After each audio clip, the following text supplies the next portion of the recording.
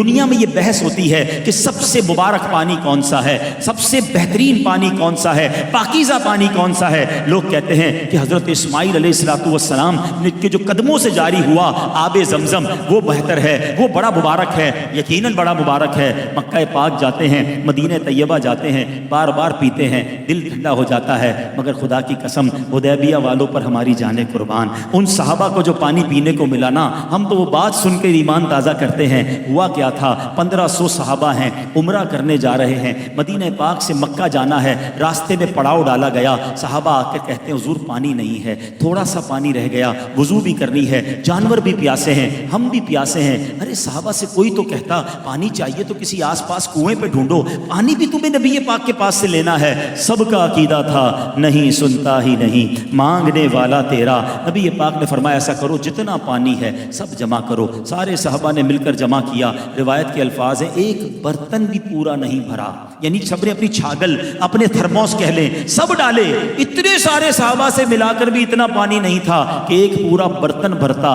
اللہ کے حبیب علیہ السلام نے کیا کیا، ہم نے بڑے واقعات سنے ہیں کہ حضرت موسیٰ نے اپنا عصا مارا تھا، 12 چشمے زمین سے جاری ہوئے۔ جناب زمین سے پانی نکلنا عقل میں آتا ہے، آج بھی بورنگ کرو تو پانی نکل آتا ہے، پہاڑوں سے چشمے جاری ہوتے ہم نے بھی دیکھے، پتھروں سے آبشار ہم نے بھی دیکھے ہیں، مگر میرے آقا کی شان نرالی ہے۔ آقا نے کوئی عصا اٹھا کر زمین پر نہیں مارا، ٹھوکر کسی پہاڑ پر نہیں ماری، اللہ کے حبیب نے اپنا مبارک ہاتھ جو ہے اس پیالے میں رکھ دیا۔ صحابہ کہتے ہیں اپنی آنکھوں سے دیکھا، 5 انگلیوں سے فوارے جاری ہو گئے، ایسا پانی جاری ہوا۔ ٹرائی ٹو انڈرسٹینڈ، آج شاید 200-300 لوگوں کی دعوت ہے، عبد الاحد سے پوچھو کتنا پانی رکھا ہے، کتنی کولڈ ڈرنک رکھی ہے، ایک آدمی کے لیے 2-3 کولڈ ڈرنک اور پانی کا نظام رکھنا پڑتا ہے۔ یار 300 مہمان ہیں، 1500 صحابہ ہیں، کافی دیر کے پیاسے ہیں، وضو بھی کرنا ہے، جانوروں نے بھی پینا ہے، سوچو کتنے ٹینک پانی کی ضرورت ہوگی۔ صحابی کہتے ہیں اتنا جوش تھا، 1500 صحابہ نے پانی پیا، جانوروں نے پانی پیا،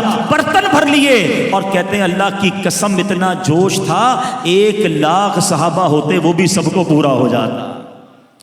اب میرے آقا ایسا معجزہ دکھائیں تو بریلی کے تاجدار کا قلم کیسے خاموش رہے۔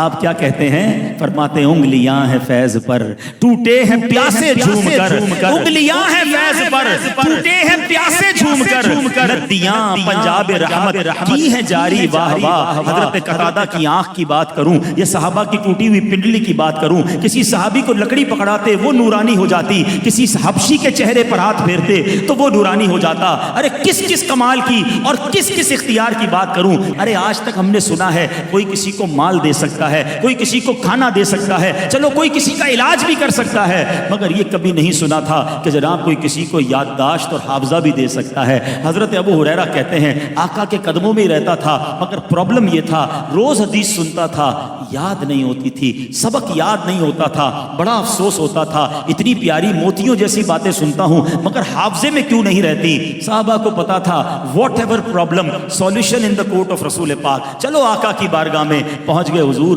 مجھے کچھ یاد نہیں رہتا، حضور میرا حافظہ بڑا کمزور ہے۔ اب ذرا حدیث کے الفاظ سنیے گا، آقا نے کہا ابو ہریرہ اپنا دامن پھیلاؤ، اپنی چادر پھیلاؤ۔ کہتے میں نے آقا کی بارگاہ میں چادر پھیلائی، نبی پاک نے ان سین، ہاتھ میں کچھ نظر نہیں آ رہا تھا مگر آقا علیہ السلام نے اپنی مٹھی میری چادر میں کھول دی، فرمایا ابو ہریرہ اس چادر کو سینے پہ لگا لو۔ ہم جیسا کوئی مطلبی آدمی دنیاوی آدمی ہوتا تو کہتا حضرت کچھ ڈالے تو صحیح، نظر تو کچھ نہیں آ رہا، کہہ رہے لے جاؤ، میں نے تو اتنی محبت سے آپ کے پاس دور سے آیا تھا۔ صحابی کا عقیدہ دیکھو، کہتے میں نے چادر سینے سے لگا لی، وہ دن تھا اور آج کا دن ہے، آقا جو فرماتے مجھے یاد ہو جاتا ہے۔